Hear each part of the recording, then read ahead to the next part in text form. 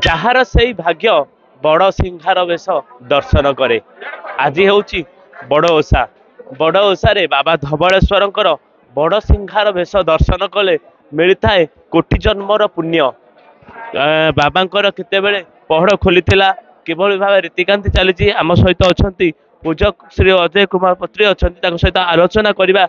नना कहे आज बाबांकर बड़ सिंहार बेश ए बेश दर्शन कले भक्त को केते पुण्य मिलता है आ बड़ ओषार केतेबेले भोग मिल।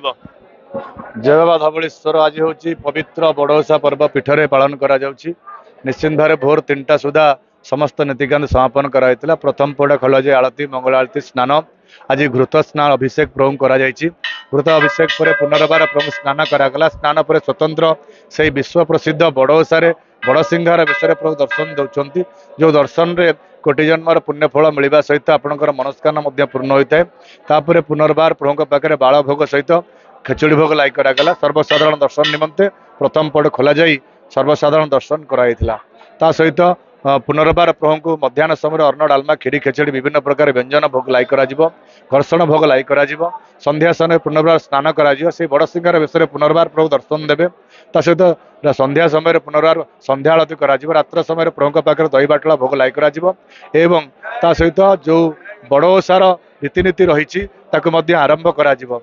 भोर 3टा सुधा समस्त नीतिकांत समापन करा जाई से विश्व प्रसिद्ध बड़ ओषा गजमंडा भोग लाई करा जाई विश्व भगतर कल्याण पैका बंटन करा जिवो। कहे जो भोग गजमंडा भोग आस भक्त मैंने केते बेले पाइबे जेहेतु बाबा कला को धड़ा ना जो धवलेश्वर से विश्व प्रसिद्ध गजमंडा भोर 3टारे लगी करा जिवो। एवं ता सहित से जो कला पूरा ऊपर धलार चावरण चाउलर चावरण गजरु चाउल तैयारी होती से भोग प्रसाद पाई भोर 4टा सुधा समस्त को वितरण व्यवस्था रही। शुणुले बाबांकर केते महिमा और गजमंडा भोग विषय विस्तृत आलोचना आम सहित अच्छा किसी भक्त छे। माँ कहे कौटू आसी कहे कौटू आसी आम सीडीए बहुत विश्वास आमर बहुत विश्वास। आम एठिकार पूजारी परिवार बिलोंग करुचु। आम पूजा करिया को आसीचु। आमर बहुत विश्वास आमर बहुत काम पूरण होइछि तो बाबा को पर बहुत विश्वास। शुणुले बाबा ऊपर अच्छी अपार महिमा।